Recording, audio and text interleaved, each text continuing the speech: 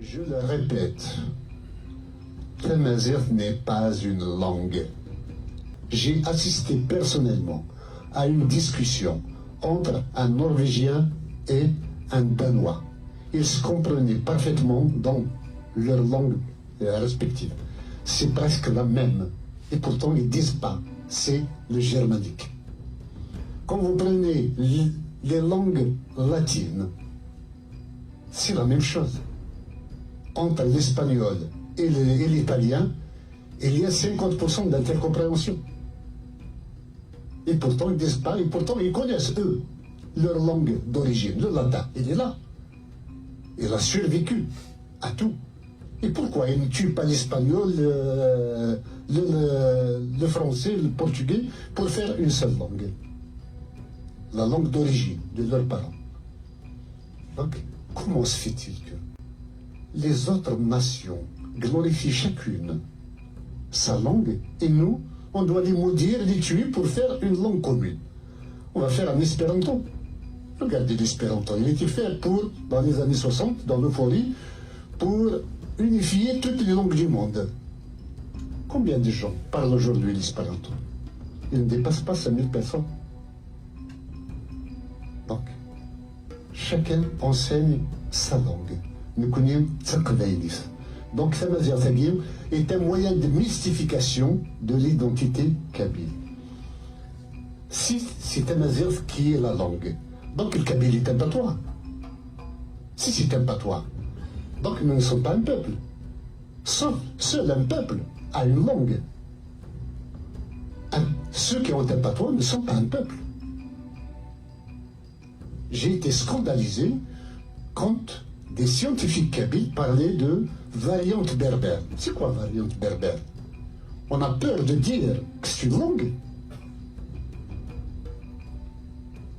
C'est du mépris et vraiment du colonialisme même que de dire que Tamazight c'est une langue. Non.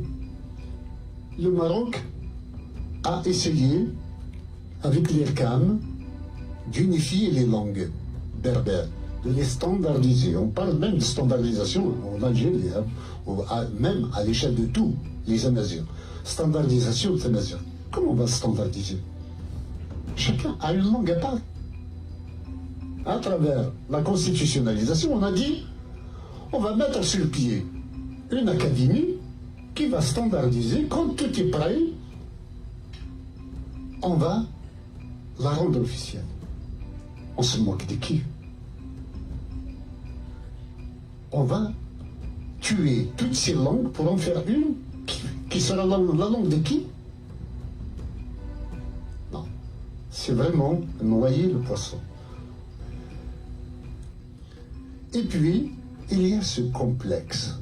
Quand on dit qu'on est Amazigh, ça veut dire que nous avons une nation supra-territoriale qui est de l'oasis de Siwa jusqu'aux îles Canaries et de la Méditerranée jusqu'aux confins du Burkina Faso. Ça nous donne un sentiment de puissance, comme quoi nous sommes très nombreux. Mais nous sommes nombreux quoi? Nous sommes tous conscients que l'arabe n'est pas notre langue et que nous avons le droit de la contester. C'est notre droit absolu de refuser la langue arabe, pour nos enfants et pour nous-mêmes. Donc nous n'avons pas besoin de nous cacher derrière l'arbre amazigh pour affirmer l'être kabyle.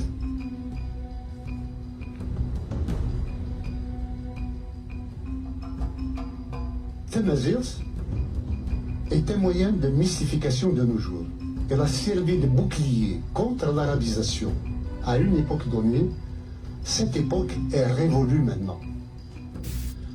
Tamazight, je le répète, Tamazight n'est pas une langue.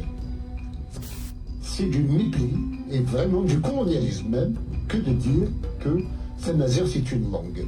Non. Standardisation de Tamazight. Comment on va standardiser? Chacun a une langue à part. On va la rendre officielle. On se moque de qui?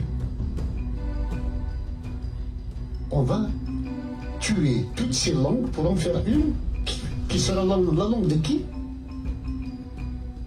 Il y a ce complexe. Quand on dit qu'on est Amazigh, ça veut dire que nous avons une nation supra-territoriale qui est de l'oasis de Siwa jusqu'aux îles Canaries et de la Méditerranée jusqu'aux confins du Burkina Faso. Ça nous donne un sentiment de puissance, comme quoi nous sommes très nombreux.